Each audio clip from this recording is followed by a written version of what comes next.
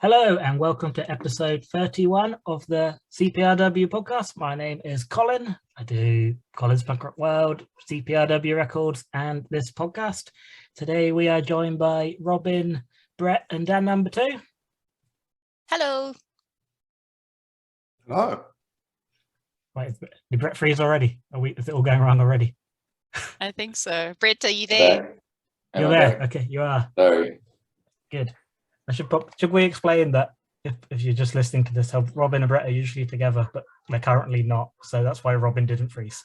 And that's all the context you're getting, just to potentially cause some drama in the world. So today we are doing our Manchester Punk Festival preview. We're going to have a chat about that. But first, we're going to continue with our new game we like to play with all the guests and whatnot. So if you've seen on my Instagram page, I've been doing a challenge where I'm just trying to listen to as many records as I can and post a different one a day. And we've been playing higher or lower with the likes on the podcast.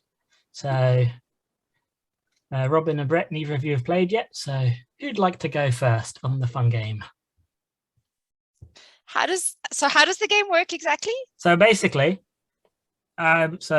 the first one on this, where we finished in the last time we done it, actually, if you're listening to this, we're recording things out of sequence, so it's not the last time, but never mind.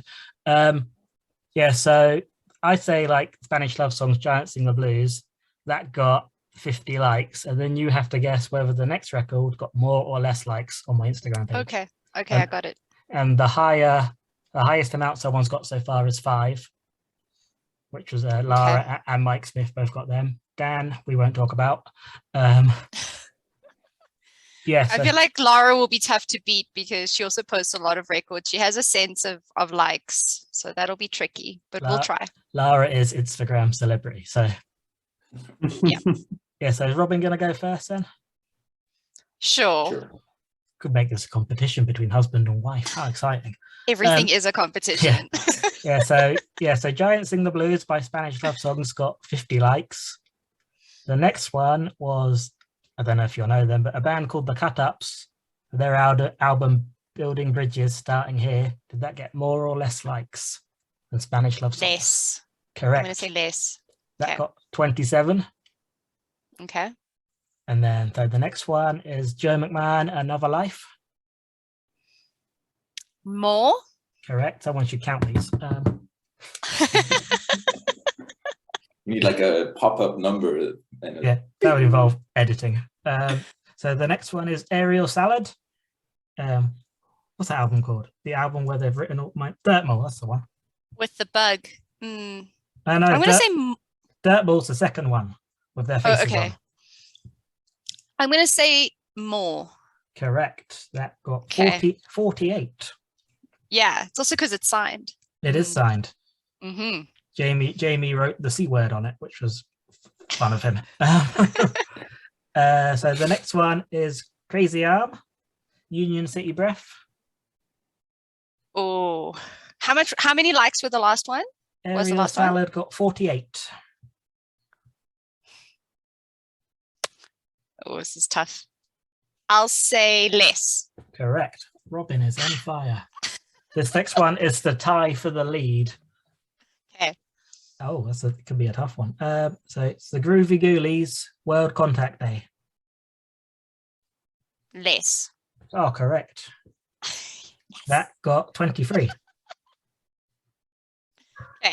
Okay, the next one. Posted this one on my birthday. Fun times. Davey Dynamite, Holy Shit. The greatest album ever made. More. Correct. That got 28. Hope we don't go through all of them. I'll try and get one wrong soon. Robyn's about to break the game. Yeah. This is going to be the whole podcast now. Yeah. So the next one is, Davey Dynamite got 28. The next one is Arterials, The Spaces in Between. Less. More. Okay. There we go. That got 32. So, but Robyn is in the lead in the higher or lower game. Yes. Brett will come back. Maybe is how much time I spend on Instagram. It could be that. Potentially. Brett, we'll give you a go later on. So the whole half I'm not sure if this is riveting listening for anyone else. It's just good fun to play. You're enjoying it, Colin. So I'm that's having a all that lovely time, matters. and it's just I'm plugging my gonna page. I'm gonna as well. study your Instagram page in the meantime. Oh shit! No, don't do that. This is just husband and wife competitiveness, isn't it? Yeah, we're watching you. We're going to see if your eyes go down. So you just be careful. He's looking at his notes. Yeah, sure. Yeah.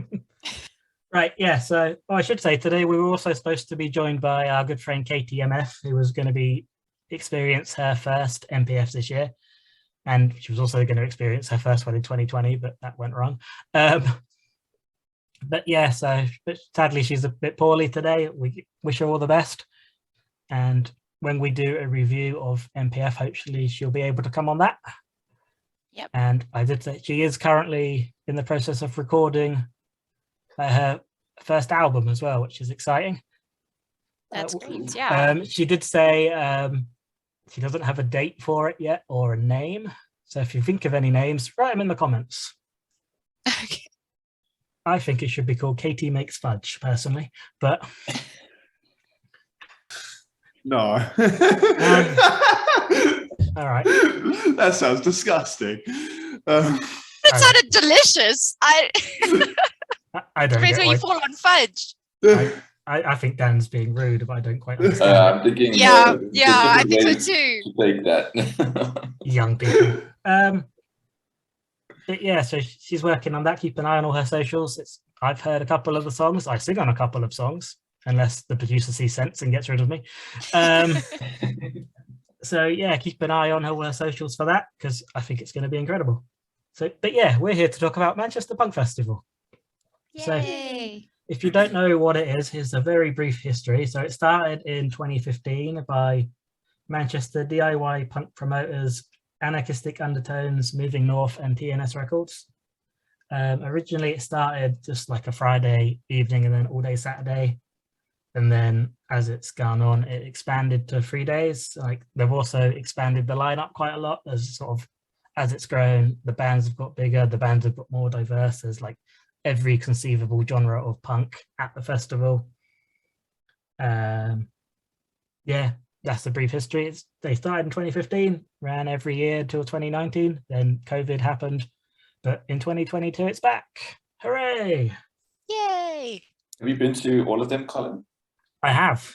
Nice. And I also went to the beer brewing thing they did in London in 2020 and saw some bands there. So I think nice. I have been to literally everything they've done. That's cool. Amazing. You should get like a top fan badge for attendance. I think so. Yeah. That Dan was at the beer brewing thing as well. And I know you don't drink either, do you, Dan? I don't drink either. So no. I think you probably, like me, felt really weird being in a brewery. Yeah. Asking for a Coke. Yeah. Yep. But yeah, it was a really good time though. So what should we talk about first? I've written notes, I've not really done it in any sort of order. What we should do is a disclaimer to say we're recording this on the 27th of February. Gigs change quite a lot in the current climate, so our information at the time is hopefully right. There's a good chance when you listen to this, might not be. So please don't shout at us, but leave comments because algorithms are good. Yeah, so what should we talk about first, I guess? Why do you go to MPF? What's your reasons for why did you choose that festival out of all of the festivals? Anyone can go. I want to say partly your evangelism, Colin, which was very compelling, knowing you and knowing the your standards for things. But having been and then going back, I really felt like the community of people that kind of surround the festival are just really lovely. It's, the kind of place you want to spend your money, where you want to support, and just very well run, very well organized, above and beyond. I suppose, I don't know if everyone else is also going to agree with me in saying the amount of bands that, you know, I think we want to see in one place is just amazing. But if you can get that somewhere else, I mean, what is MPF giving you? It's the people, man. Like that's it for me as well. Yeah, I think like getting to hang out with Colin and Emma, and obviously Robyn as well, is cool. And yeah, getting to meet up with the people from the UK punk scene that we've become friends with like over the years is really nice.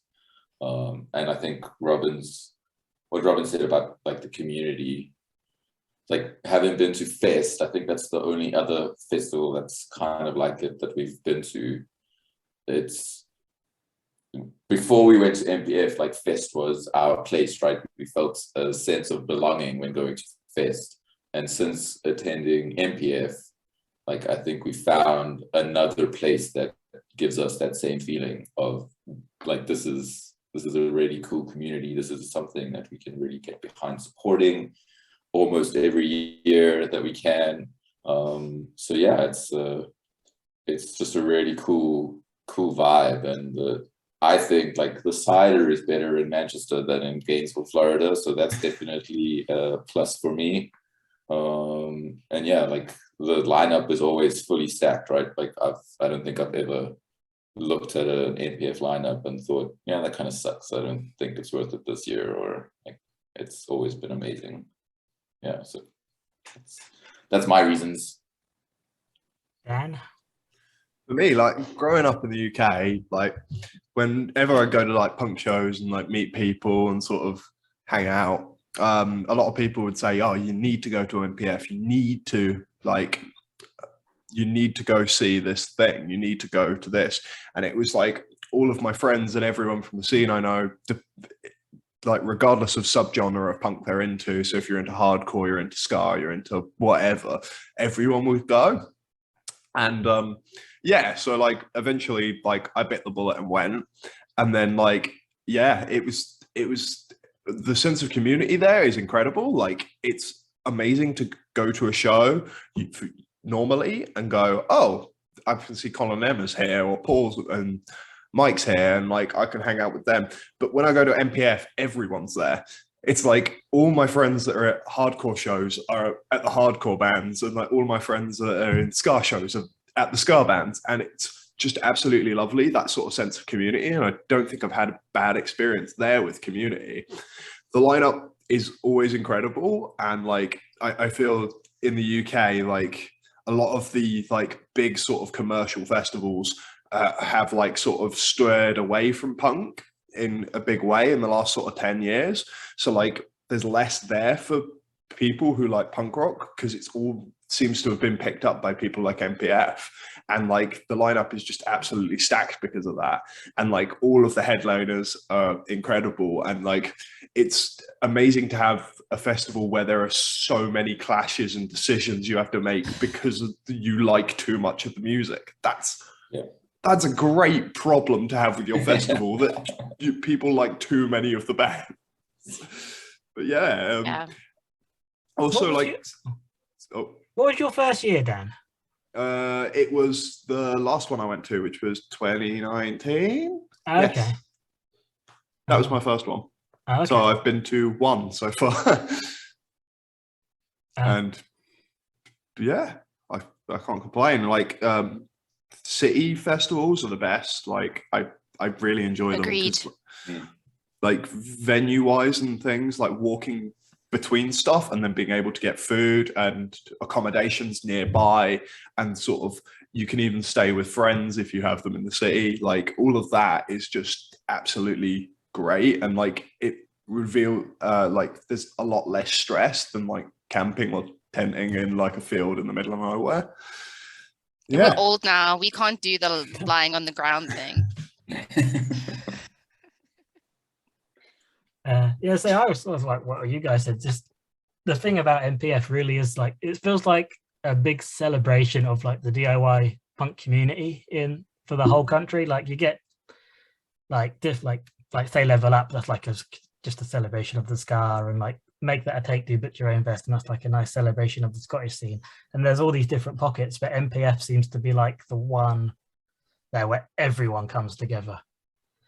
So it's like how does the way the guys have sort of grown the festival over the years, and just it's got bigger, but like I think you guys might agree with as well, as things get bigger often they get worse, but MPF has only just got bigger and better every year, so which is incredible they've managed to do that, because I don't know, it's just they're good guys and they've done a fantastic job, and everyone should like really sort of commend like the guys who put it on. Absolutely. It's when things get bigger, they usually get less intimate is the problem. So like when we're all super used to having like intimate gigs where like you might see a band that like only 10 people know about, and like then to see them play at a major festival where you see them play to a packed room of 200 people, it's incredible. Like I've as much as like I'm looking forward to seeing like a Wilhelm Scream and these massive bands that like are coming over the pond, I'm just as excited to see Triple Sunday pack out a room and everybody singing every song and every word of their songs. So like, yeah, I think that's the thing where it's like they've managed to keep that intimacy and it feels still personal to a lot of the punks with like the lineup and the bands they're seeing. Yeah, it's something like I find really cool with MPF. Like I remember Forever Unclean played early in Breadshed 2018, I think it was. Yeah, and so. I think we got there quite early, and there just weren't that many people milling around before they started. I must have been like halfway through their set. I just happened to look behind me, and the room looked full. And Breadshed is quite a reasonably sized venue. I've got the it will say on this thing here 450 people capacity for Breadshed. Yeah. I think that's the cool thing about fests like NPF, right? It's like they bring together from all over the world, like people that love this music and this community. So everyone sort of goes out and supports everyone, which is so you like I don't think I've really seen, other than maybe like the 2 a.m. bands, like you hardly ever see like an emptier room, right? It's usually always packed with people that love the music that they're seeing, and that's super cool. It must be amazing to see that from like the stage and see that support. You know, I think a touring band must get pretty sad, but like playing a place like MPF would be, I think, reinvigorating for the soul. Oh yeah, definitely. What's changed from last time? What has changed from last time? It was ages ago. I think we're all going to cry because we haven't been able to see live music for so long. I'm just going to weep through the entire weekend from sheer emotion.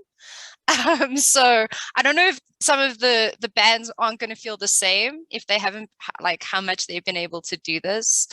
That's just my first instinct. What has changed? The amount that I normally look forward to it is tripled, if that is possible. Yeah, I agree with that. Like we've been quite lucky, like in the UK, where we have had a lot of things happen again, like Till the Fest happened, which was like quite a big kind of MPF-esque festival, but obviously not the same scale. So we've been able to see quite a lot of our friends and a lot of bands, but I think this will just take it to another level, because there will be people from people like you guys we've not seen for like 3 years. I know me and Emma are very excited just to share accommodation with you again. I think we'd happily just hang out in the room all day. We're coming, whatever happens. But yeah, it's like a lot of the bands as well, I suppose. Like Triple Sunday as an example, they were obviously booked on the 2020 version, and they've had to wait like 3 years, 2 years, 3 years, forever to finally get to play. So that will be, I think, I don't want to call it like a weight lifted off their shoulders, but I imagine it'd be like, what's the word? Like, I guess cathartic. Relief. Like relief, yeah. Like they're finally doing this thing they've wanted to do for ages, and it seems like a lot of bands will see MPF as like a pinnacle and what like a bucket list thing to do now, which again is like a testament to how well the festival has grown over the years. It's and how well it's run. Like, I think like people that want to come back to a festival like that, it's because it's like logistically it must be a nightmare to put together, right? Like so many bands, so many venues, and it's like the fact that like you say, it becomes like something that you want to do, and like I think that speaks to how well it gets run, and it seems to be from a fan experience anyway. It's completely seamless, and like this, like I've not known any issues or anything that take away from that. So it's really amazing. Like I can't say anything negative about it. So I can see why people want to keep going back.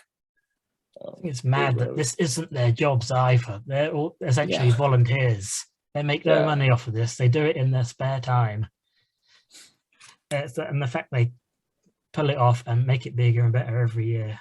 I mean, I don't want to give Tree too much love, but the other guys, like, they're just the way they do it. It just astounds me, and I can't respect them anymore. I don't think they already do. But Amen. Yeah. But let's have a chat about the venue, shall we? So I've got the website up, which I'm assuming is up to date. So this year they've got the Union, Gorilla, the Bread Shed, Zombie Shack, Yes, which is a new one, Rebellion, and Sandbar as venues, which Sandbar is also a new one. And then also got the Font, which is like the hub for like food and cocktails and all that kind of stuff. They did a very nice breakfast last time we went. So like Sandbar's going to be the new place for poetry. Sandbar's like just across the road from Breadshed.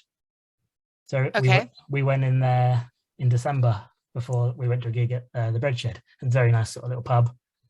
Okay. That's something else that's quite cool that MPF do. They have like the poetry and comedy stage if you want to just chill out and not have someone shout at you for half an hour. Yeah, and they've got Yes, which is new, which is 150 capacity place, which is their almost acoustic stage, which I guess is taking the place of the place under Zombie Shack, which I forgot the name of. Let me have a look. That's gonna bug. Yeah, you check. The Thirsty Scholar. The Thirsty Scholar. That was it. Yeah, so that's replacing that. So it's a 3-minute walk from Zombie Shack as well. So that's quite cool thing about MPF. Like the venues are all quite contained within a good sort of 10-minute walk of each other. I think the furthest was Rebellion to Breadshed or Rebellion to Union, from what I remember. Yeah. I think that's about. But then Rebellion's only really used for the after parties anyway. So it's just you've got to stumble there at like midnight. I only once took an Uber from from Gorilla to the Union, and that was to catch the burnt tapes. So I don't have regrets. They do. Was that 2019? Yeah, I wanted to watch the Human Project. I think I left 2 songs before the Human Project finished, and I caught about 3 songs of the burnt tapes. Just squeezed it. I think I skipped Human Project to see burnt tapes because I was so rough. stoked. Yeah. seeing them play at the Union as well, 800 capacity. Yeah. Seeing burnt tapes play at the Union, that was mad. That was so good. I had to see Human Project as well. You don't understand. Yeah. They're incredible. Proper incredible. Yes. I saw them at Shout Louder, I think, and that was the only reason I didn't see them at MPF that year. Nice. But they're touch wood, they're probably the best UK skate punk band. 100%. Super good.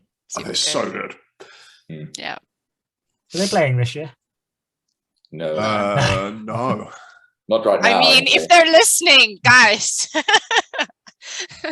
Please. I remember that burnt tape set, because obviously they were a late replacement for Fresh, weren't they? Because Fresh had to drop out, and the tapes were there because they were doing their Menzinger set.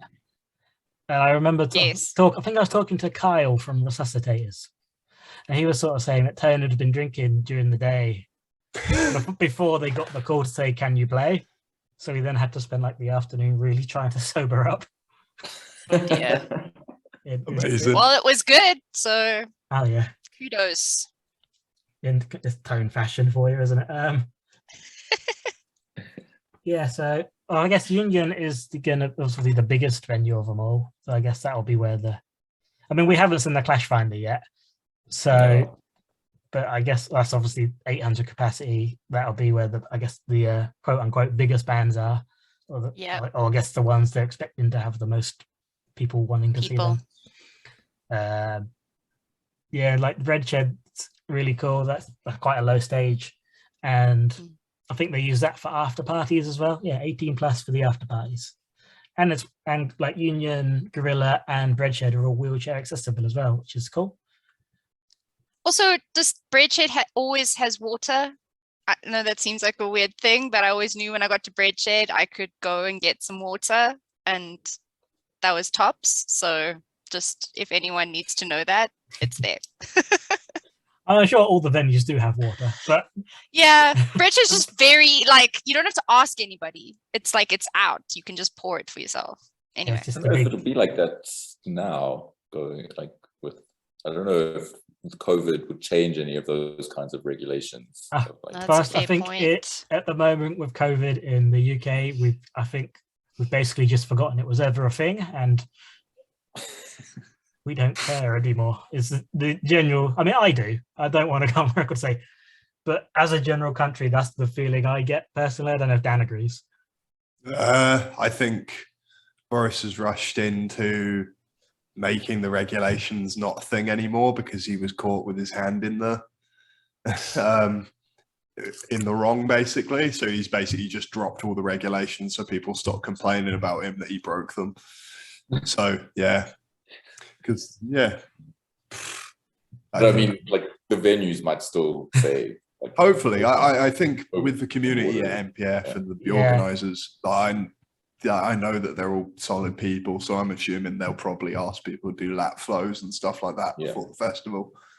Not enforce it, but like just I think it will be a case of everyone use your brain, don't be a moron, because if we all get sick, then these things can't happen again.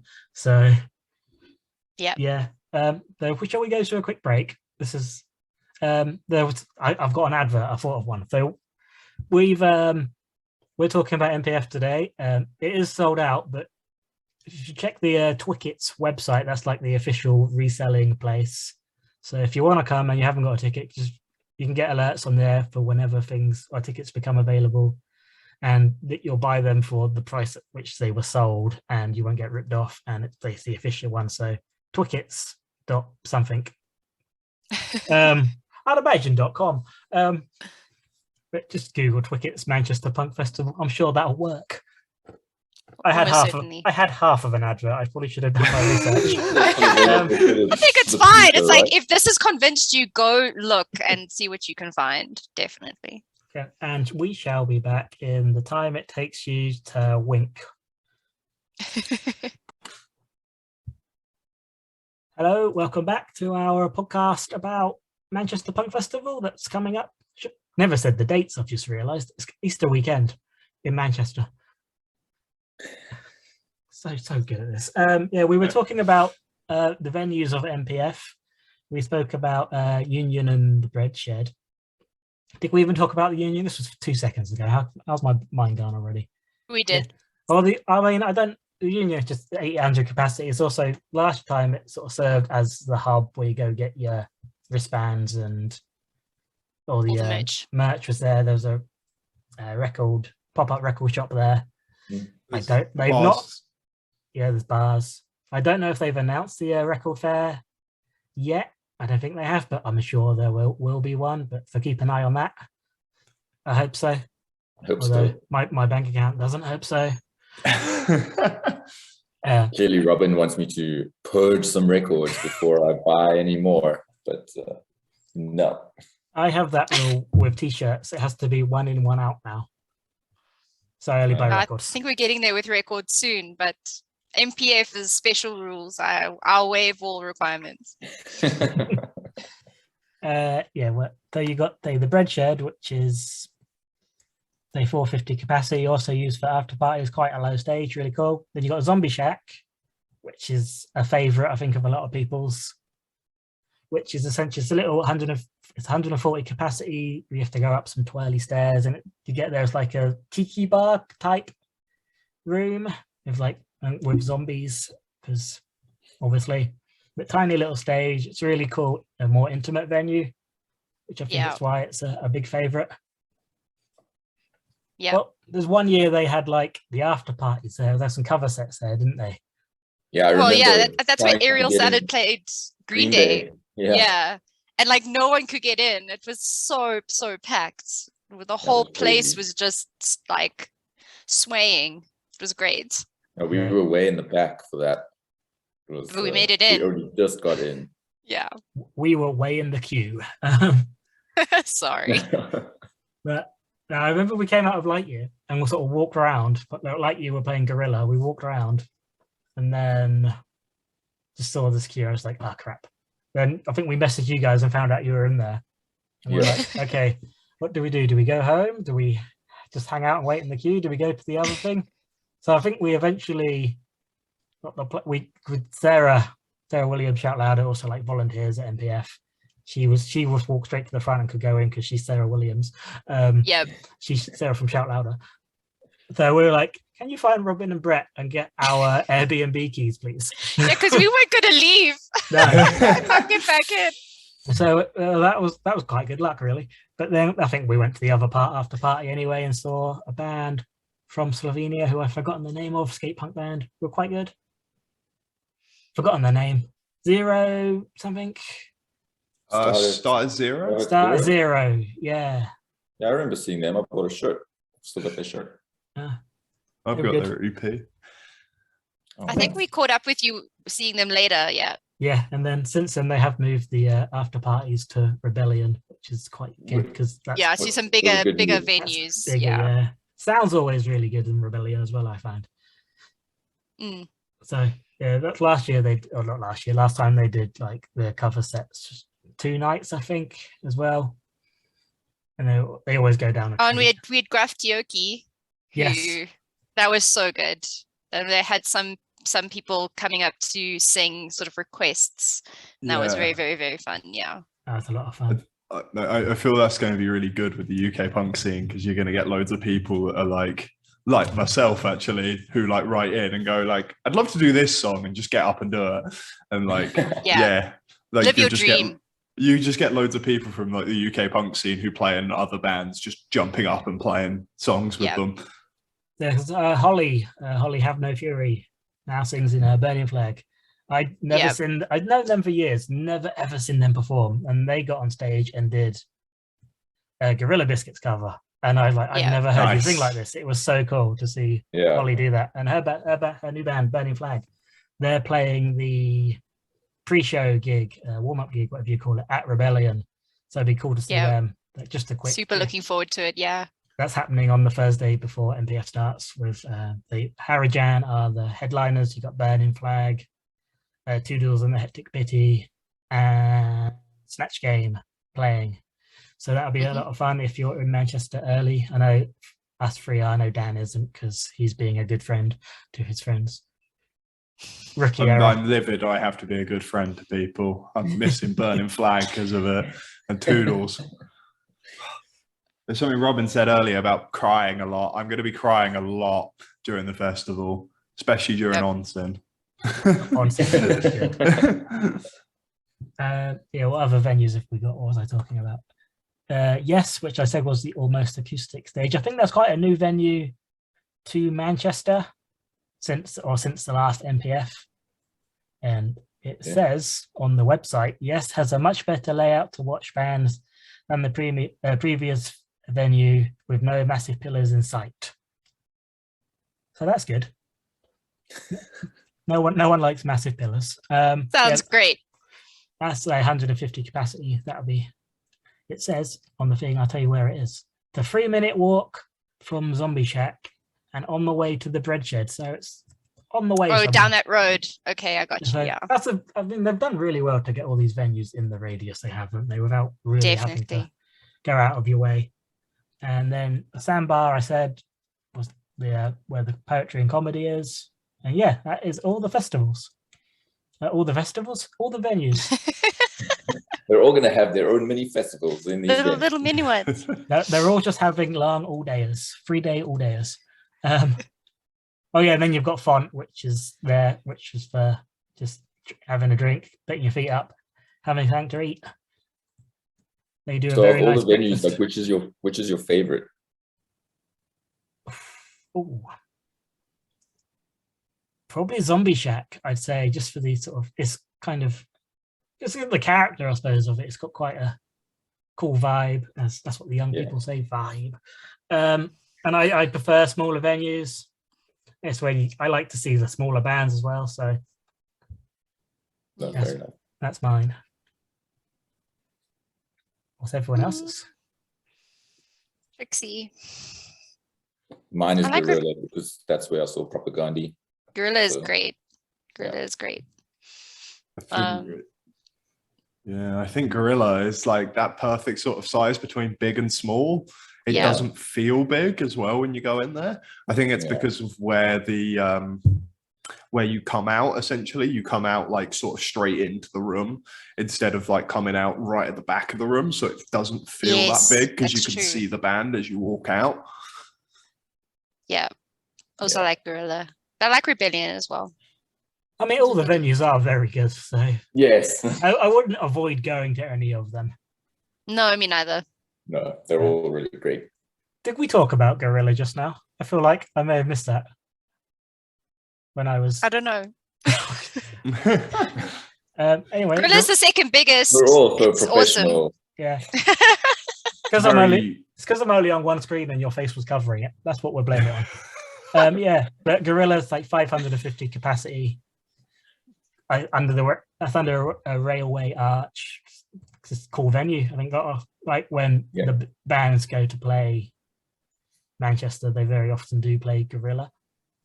That seems to be the alternative music venue for bigger bands in Manchester. Yeah. And if no one has watched the Propaganda set at Gorilla from MPF, I probably watch that about once a month. I'm not even afraid to admit it. It's so good. I haven't. Very well done. And it was amazing. And I recommend it anyway. I saw Iron Sheik. Had a lovely time. What else can we talk about? So, spoken about venues. So, should we talk about bands? There are bands playing MPF. I've heard tale. Yeah. So, I guess, shall we talk about highlights of previous sets before we talk about the bands that are playing this year? So, I've written down a list of my favorite sets from each year I've been, because I'm a nerd. You also have a lot of years that you've been, more than the rest of us. Yes, I am a veteran MPF person. So the first one, I've written one for every year. So 2015, it was Just Panic, and probably my favorite set of the weekend, because the one I'd not really heard of. I think there was a reunion set then, and they just smashed it. Like kind of like, I want to say kind of like Old Against Me style, sort of punk rock, a bit folky, kind of not gruff, but shouty, but not raw shouty, if that makes sense. Gotcha, You know how I talk about bands a lot. This is the best I can do. That was pretty good. Thank you. Yeah, they also did an Against Me cover set that year as well, which was incredible. Like, it felt like seeing an old Against Me, like in like it's like a venue called Retro Bar that they don't use for MPF anymore, sadly, because it was quite a cool venue. But yeah, it was just like a tiny little basement packed, everyone singing Against Me songs. What more could anyone else want in their life? Lovely. Then for 2016, I put Apologies I Have None. They played in a venue they also don't really have anymore called Sound Control, which was the original like main venue of MPF, which was like a 3-4 club where they just took over for the weekend. And that MPF 2016 Apologies played the middle section of the venue, which was more of a bar rather than like a dance floor area. So it was quite crammed in, and an Apologies show can get kind of crazy. And it was just a lot of fun. Then I got 2017, I've put Clowns, who played in the Bread Shed for the after party. I didn't really know a lot about clowns at the time. They hadn't been signed to Fat Wreck or anything yet. Oh, that's cool. And they just put on an incredible show. That was at the after party in Breadshed. That was called the Zoo at the time. So yeah, 2018. I've also gone for the after party at the Breadshed when Uniforms played like the very last set of the whole weekend. Yeah. Which was just incredible. Like they were the band I was most looking forward to, I think, the whole weekend, other than probably like Lightyear. And it's just a really fun way to end it. I thought the people, there was less of them, it seemed, after, because I think everyone was on their last legs, which understandable. Yeah, they were tired. Yeah. I think the after party was insane. I spoke about it a lot, I think, on this podcast, but it was like Beat the Red Light, Chewy. Yep. Which is just as a double hitter. Yeah, it was. Yeah. And you had like the Minor Discomfort band, who were like a country / hardcore band. Like it was, they're just a lot of fun. And then Uniforms finished it, and they did like a Nirvana cover, and Derek did some crowd surfing on like quite a small crowd at that time. But yeah, it was like a big, raucous, joyous end. Yeah. I had a lovely time. And then like 2019, that's got to be Call Me Malcolm playing Gorilla, and just smashing it. Like seeing their growth over the years as well, and then getting to see them play. Like Gorilla was packed, and then but that felt like punk church as well. Felt like everyone came to just show their love, like big time. We do love Call Me Malcolm. And also shout out Tapes on that one as well, when they sort of showed up, just played a set without really preparing for it, and were brilliant, as the Tapes always are. Yeah, they're my ones. What are yours? I stopped talking now. I've already spoken about Propaganda. I think Brett or Dan can go. You can't steal mine. So I'm sorry. I'll go last. I wrote down loads. I wrote a couple from each year that we've been. So 2018 Propaganda is the clear winner for me. Like we only just made it into that venue, standing in the queue, because I think we saw Counterpunch, which was another really great set that year. And I think like towards the end of Counterpunch, we were like, we're cutting it close because we really want to see Propaganda. And I think before Propaganda, it was Mobina Galore in the same venue. So we were hoping to catch some of their sets. But of course, there was a massive long queue to get into Gorilla. So we were stressing that we weren't going to get into Propaganda. But I think we just made it. And as we walked through the door, they came on stage and they started, and it was just mind-blowing. Propaganda is probably my favorite band, so it was mind-blowing on multiple levels. I really enjoyed Eat Defeat that year. I think it was definitely the first time we saw them live. They were fairly early on the Saturday, I think. I can't remember exactly which day, but they were super cool. And Antilectual, I think Robyn and I, like, it's weird when Robyn and I go to these festivals, we quite often split up a lot for a lot of bands, and then there's a few bands throughout the day that we come together and see together, and like Antilectual was one of those bands. I think we met at the venue just before they played, and we watched their show, and then we went to their merch table afterwards, and we gave them high fives and bought some records. It was really good to see them. And then 2019, The Human Project made my list for probably one of my favorite sets. I think we had hyped them. I mean, we didn't know much about The Human Project until, what's the latest album called? And I reviewed it. Arian Call is the last one? Arian Call, yeah. Like, we didn't know them before that. But yeah, like since that album released and I reviewed it, it was amazing and loved it. We had to see them live. And Aspi, I think we saw them on one of their they played the Union. Yeah, it was very cool. I think they went over their set time just a little bit and annoyed the stage or the sound guys just a tiny bit, but it made me happy, so I don't care.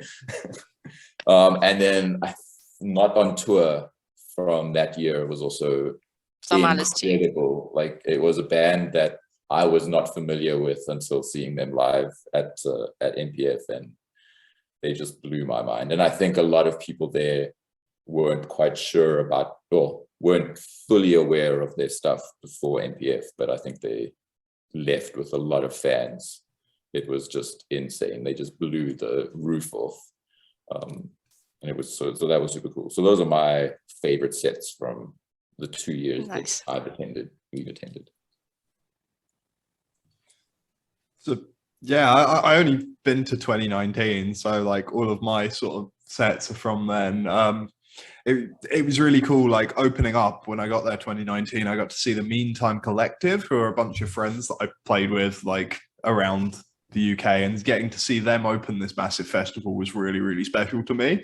And then like it went straight into Incisions, who are just absolutely incredible, and they're like one of the bands that like everyone just showed up for. They must have played at like, I'd say like 3 o'clock or something. They were early, they were yeah. Gorilla, and it was almost packed for them, and seeing them absolutely like kill it on stage was just like, oh, it was so good to just see some like proper filthy hardcore, and everyone in the room got it.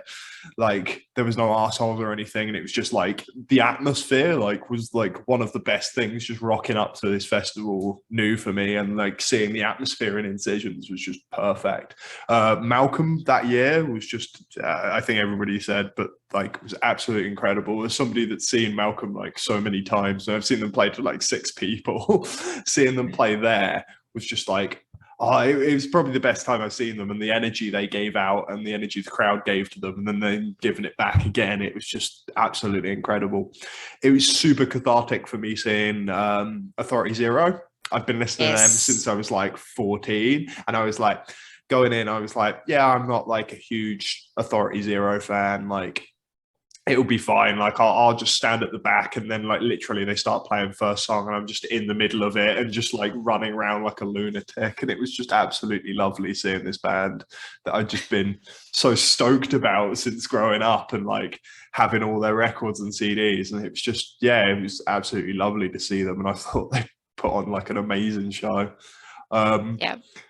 I'm going to go through pretty much everyone I loved. Go for it. Wolfric are playing this year as well as they played 2019. If there was one band to go see in the skate punk sphere, it's Wolfric. Like sort of like technical metal, like they're like jaw-droppingly good. Like you will watch them play guitar and go, oh my God, I need to give up my instrument and just never play again. This band is incredible. Like I can't wait to see them playing stuff that I haven't heard before as well. Like I'm really stoked for that. It was amazing seeing Boom Boom Raccoon. They played 2019, and like they played a Chewy cover, and watching everyone like know the words to Chewy songs, even though like Chewy are not like a big commercial band, but seeing like everyone in the room just like sort of pick up that energy and run with it, and all know the lyrics to like basically songs from a smaller band was absolutely awesome. And yeah, Burnt Tapes, incredible. And seeing Fast Fade as well was incredible when they stepped, getting to see them play at like 1,000,000 miles an hour and the room be packed out with just seeing people. I think that's it for me. I'm just having a quick. We've just been Almeida opened the Union, and that was just that was also that's like a rite of passage seeing Almeida for me. Like that was. I remember Mark Bell, like literally in the bar next to the Union before they played. He was like, Dan, have you seen Almeida before? And I was like, no. I've listened to their songs, and they're really good and techy. And he was like, yeah, they're probably the best band you're ever going to see, and you probably want to go home afterwards. And I was like, oh yeah. I sort of walked out and I was just like absolutely gobsmacked at how good they were. And it was, Almeida still together? I know Tom sings for Darko now, doesn't he? Yes. Remember how podcasts are audio, Dan? this isn't helpful. Yeah, that's the sort of hand gesture I gave. They were looking for a bassist, and then they stopped looking for a bassist, and decided they'd go on with their original bassist, but they're not playing and haven't booked any shows. Okay. So, Well, they don't should. know. Maybe. If you're Hopefully. listening, you should. Yes. I was going to say I don't really have anything to add because between all of you, you've mentioned a lot of the sets that I was going to mention. I will just add JB Conspiracy from the preview gig, the warm up from 2019 was super good, and just the most fun, happiest time. And they are playing again this time, so very much looking forward to that. The new What about album that as well. time you got to see Fresh? Oh no, that didn't happen. They're always so funny. It's hilarious. Happening. It's going to be this time. It's happening. I feel like that might need some context for people who aren't in our friendship group. Who might be listening. Watching So Fresh. that Fresh is just my unicorn. Is the band that I can't ever see. Yeah. Mm-hmm. Something always happens. Well, there's always an insane clash. Or someone gets sick. I mean, then the burnt tapes play, and that's great, and that's amazing. But I still don't see Fresh. Yeah. This year. Should we talk about? I guess that'll be our next. I know we should talk about bands who are also playing this year. I'm getting ahead of myself. I'm very excited about things. So who are you looking forward to seeing this year? I mean, Fresh. Fresh. And I'm going to say this. I'm going to say this before anyone else does, because I'm sure that both Brett and Dan will say much the same.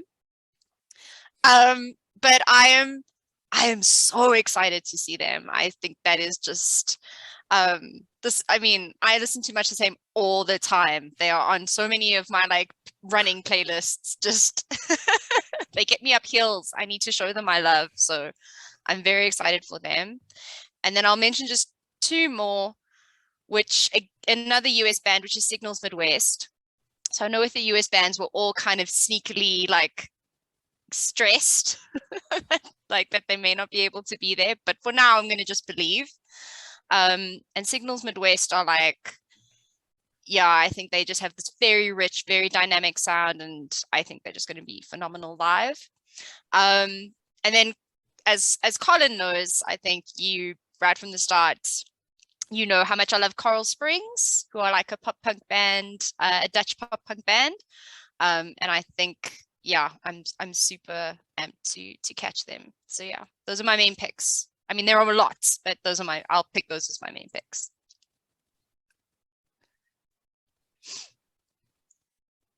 Shall I go? Who's going to go next? I'll go. I forget I'm supposed to lead these things. I just do.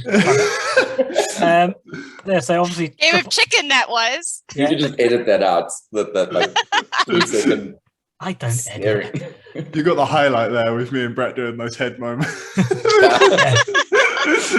What's editing? The one that I'm looking for, like Triple Sunday, obviously. Like we love them.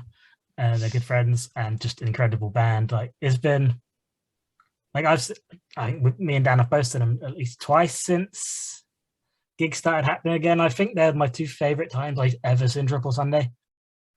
I think they smashed it on both occasions, and I'm sure again they'll smash it in Manchester.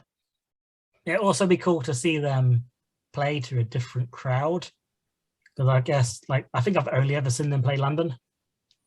So to see them play somewhere else, obviously they are playing Fishlock even. So I'll see them there in Bristol before I see them in Manchester.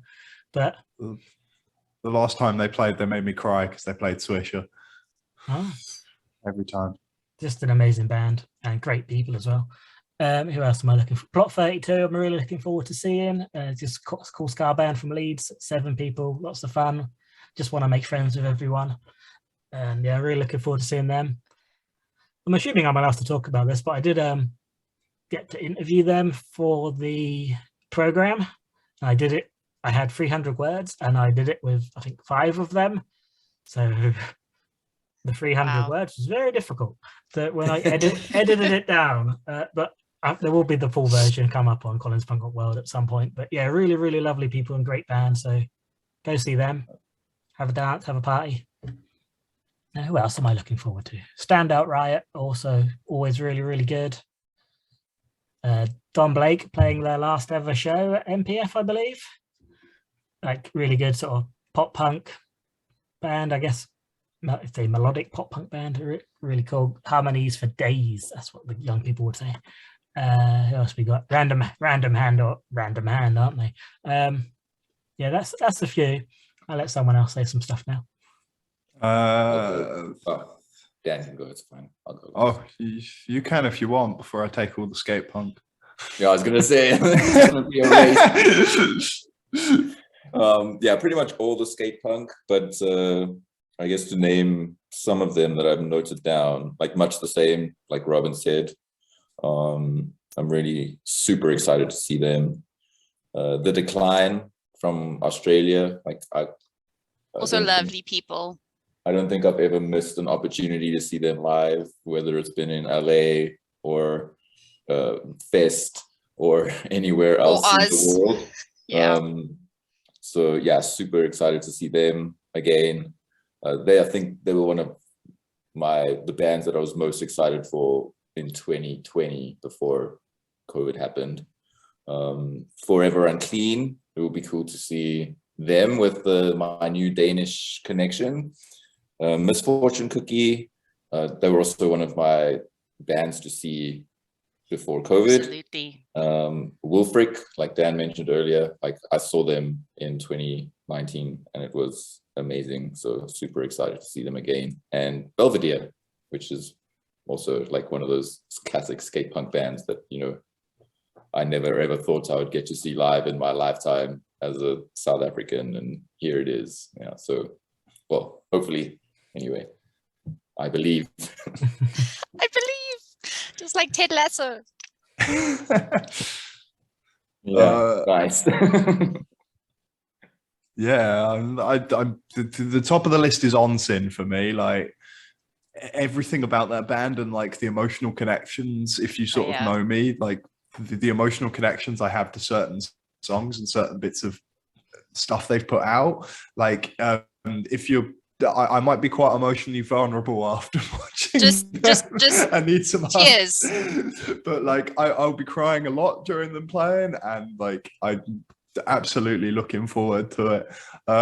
It's always a great time seeing Popes of Chili Town. I know every single word. I'm in every single cadence. I will be rapping along with everything and be like completely happy about it. Chewing on Tinfoil, like literally the best pop punk band probably ever. If you're missing Chewing on Tinfoil, what are you doing? Go see them. They're incredible. Drones are playing their last couple shows. They've got one in London. They've got one in Manchester. And this is I saw them in 2018. They were super good. They're from Camberley originally, which is like literally a stone's throw away from where I live. And like every time I've seen them, they are just absolutely incredible and bring it. JB Conspiracy might have put out the best ska album last year, like, and not even talked about it. Colin's sort of shaking his head left to right and going, maybe. There was a lot of good ska last year. It was a very good year for ska. But yeah, that album was great.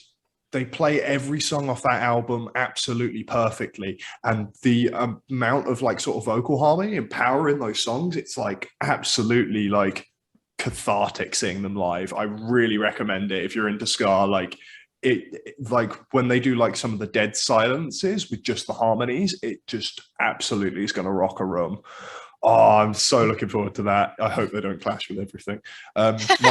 My other skate punk pick that Brett didn't say is PMX, and he's probably like knows who PMX are. They're like absolutely incredible skate punk. Like, yeah, so good. I think we saw them in 2018. I think we did. Yeah, they played Zombie Shack, I believe. Yeah, it was good. Yeah. And last two, I think, Fair Dues are like properly like awesome skate punk on Lockjaw, like really good, really techie stuff, and so good. I've just seen CF. Manchester, right? Fair Dues are from Manchester. Are they local? Yeah, they're from Manchester, so it's home crowd. CF98, a proper incredible pop punk. Yes. Are they still playing? They pull out. I thought they pulled out. I thought they were one of the I think you're right. They're on the poster still.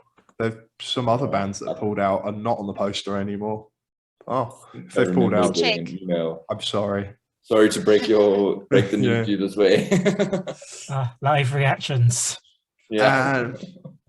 Bobby Funk. I just want to yell I'm a cat very, very loudly at everyone again.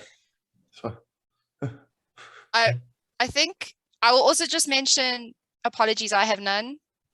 That's one of the best shows I've ever seen. That was phenomenal. I don't know who they could clash with that I wouldn't see them. Even Fresh, maybe. I don't know. They were so good. So I'll mention them as the last thing. They don't, I mean, no one plays that many shows anymore, but even before the times that we always have to bring up, and it's horrible. But they seem to be slowing down quite a bit. So this does feel it would be like a rare opportunity to see Apologies now. Because they just don't seem to, they used to be on tour constantly, didn't they? And now they barely play any shows anymore. So any chance to see them, you probably should take. Yeah. Because they're still one of the best. Right, shall we hear a quick game of higher or lower? Because I'm looking at the time and I haven't got another advert. I've got to get up again. Brett, this is on you. So, I don't go. Where'd you go? Are we going to go through the same list that Robyn did? No. Why is my Instagram just hang on, bear with. My Instagram's having a moment. Technology. What are you doing? Okay, we'll fix that in a second. We'll be back in a second. Bye. Hello, we're back. I fixed my Instagram thing so Brett can play the higher or lower game, and we'll do that, and then we'll talk about MPF some more. This is like a palette cleanser, I suppose. So, Brett, you're aware of how higher or lower works from previously? Yes. Cool. Right. So we finished on arterials, the spaces in between. That got 32 likes. The next one is Bomb the Music Industry Vacation. Higher or lower? Higher. Correct. You've got to beat 6 as well to beat your wife, just to say. One down. One down. Okay. The next one is Iron Chic, the third album, which the writing's quite small, so I can't read it. But yeah, Iron Chic, the third album. How many did Bomb the Music Industry get? Oh, did I not tell you? That would have been helpful. You may have. I may have. They got 35. I'm going to go with higher for Iron Chic. Correct. They got 62, which is, I think, the highest one. And then the next one is Custody, their album 2. I'm going to go with lower since you just said Iron Chic was the highest. Oh, yeah. Sorry about that. That's correct. It's okay, helping me out. Okay, it's fine. You need a bit of help. It's fine. It's fine. They got 19. And then the next one is the Tender Defender self-titled album. I'll go with higher. Correct, 31. Nice. And then the next one is The Riot Before, with Fists Buried in Pockets. Ooh, it's a good album. It is a good album. I'll say higher. No, lower.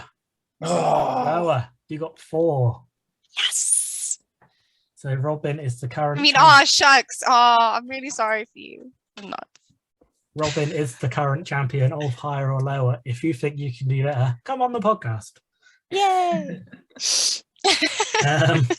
Yeah, so MPF. So obviously MPF's quite a long weekend. It's a bit of an endurance event.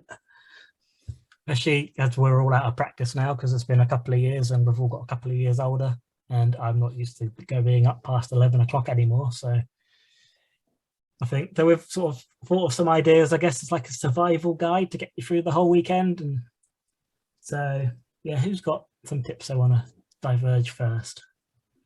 Make time for food and stay hydrated. Have a big breakfast. Oh, yes, big breakfast. That's actually a good way to do it. And if you can't put in the food breaks, have snacks on you. Because I make the trip to Manchester from very far away, less far away this year, but very far away. So I can't always stop for food, but I have snacks in my bag that I can eat while I'm walking. But yes, take care of your body. It will take care of you 100%.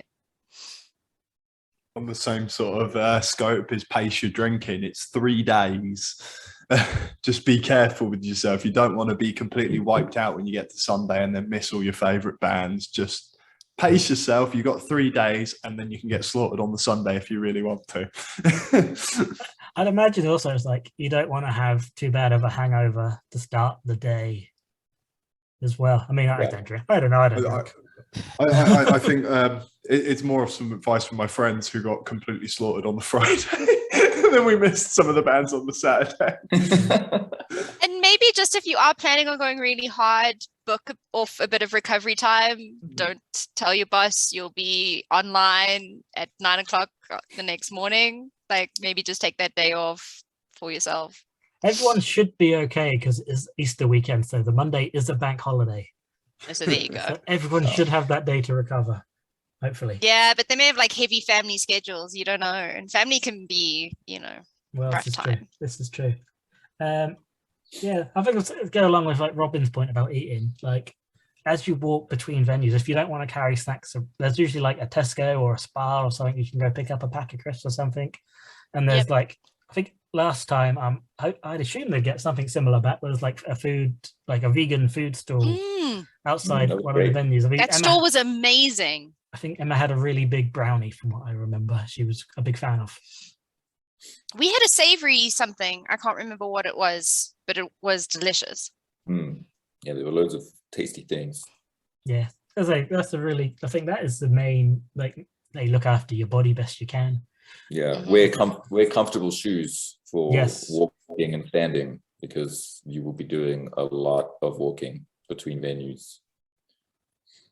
Yeah, that's just good. And just dancing as well. You don't, if you go see a lot of ska bands, you do a lot of skanking, that's a lot of steps. I think you do a lot of steps for every band. Yeah. If you do it right. To be like me and get to the last day and just camp out at a venue and be like, I'm in here today.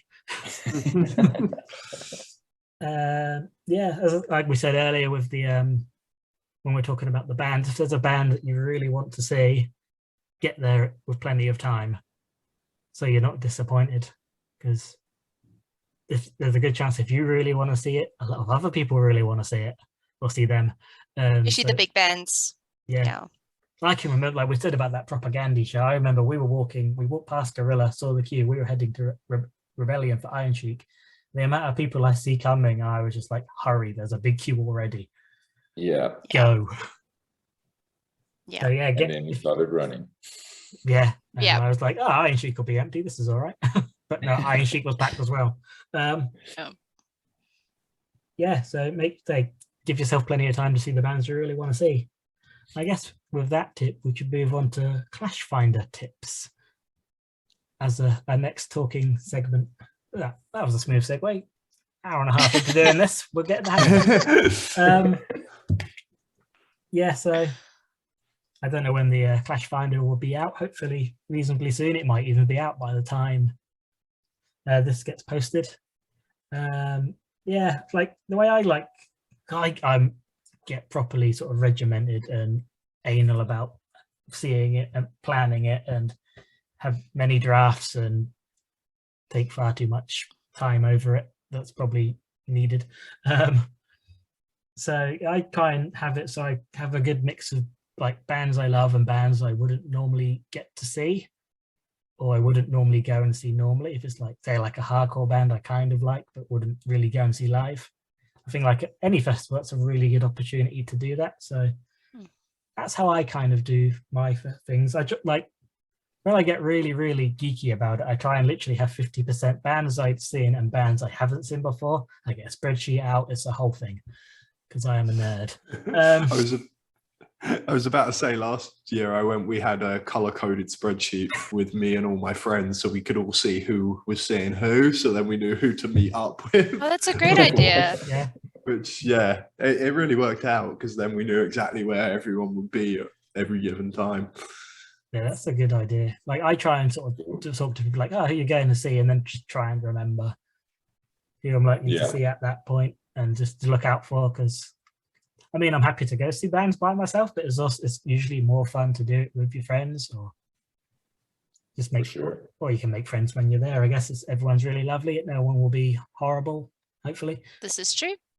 But yeah, anyone else? They're my tips for it. I think like prepare for tough decisions, right? I think with every cache finder, there's always those caches that are heartbreaking. But it's also like really, really cool to see that Like it's amazing to be able to, like Dan said earlier, it's probably one of the best problems to have, is choosing between two amazing bands to see live. And then like for me, I usually try to look for opportunities to see like smaller or newer bands that either I wouldn't get to see, which is like most of them, I suppose, usually, or like bands that I feel like have made a long trip or like could really use the support from that, like they wouldn't usually get from a national tour or something, right? So smaller and newer bands, I think, should get a little bit of attention, and definitely take the opportunities to see them. For sure.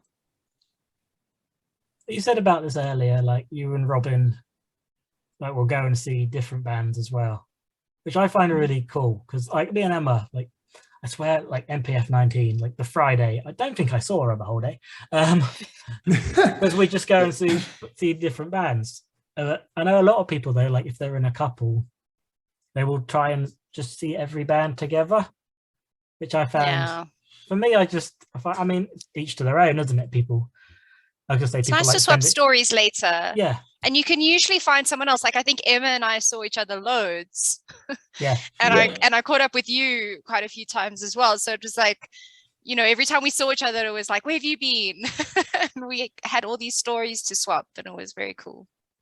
Yeah, so because I think that's the thing. There's always like, you don't have to worry about being alone at like a festival like MPF, because it's just everyone's lovely, and you will bump into, most likely, I mean, maybe not you two because you don't live in England, but I know you've got me and Emma and Dan now, and the CPRW team. Richard's going to be there.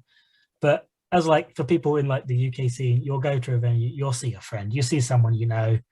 Yeah. So you can just wander off from your group and join another group, and you'll be accepted, and high fives all around. It's just that kind of festival. Yeah. Just general tip: look after each other as well. Just like if you see people that look like they're having a bad time, just look after each other and just try and do the right thing where you can. And just the thing that makes this community the best is, for me, is always the fact that everyone looks after each other, and I never feel kind of alone at these things. True.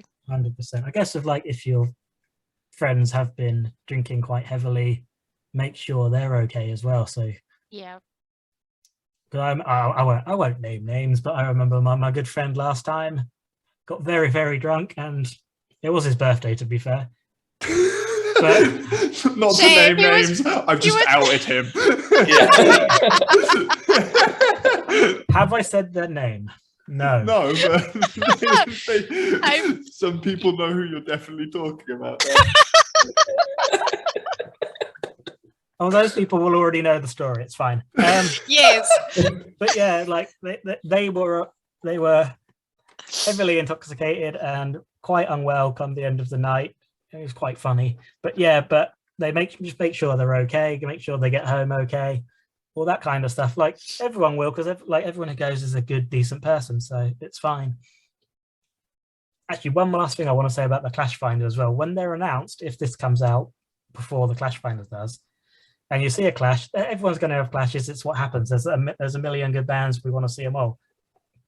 We can't split in our bodies to go to 5 different venues or whatever.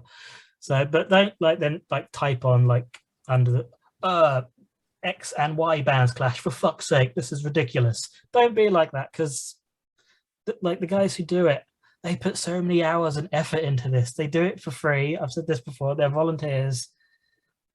They'll miss more bands than you will on all this. Yes, this work. just making sure that it runs smoothly for everyone else. So, like, obviously clashes happen. They're disappointing, but don't be a dick about it, basically. Yeah, just deal with it, because we're adults and we can make decisions and just deal. Talking about this with Sarah yesterday, I was sort of saying, like, because we're like I go to, like, most of our gigs are in London, so say there's 2 bands clashing in London, especially 2 of the bigger bands, they're doing UK tours.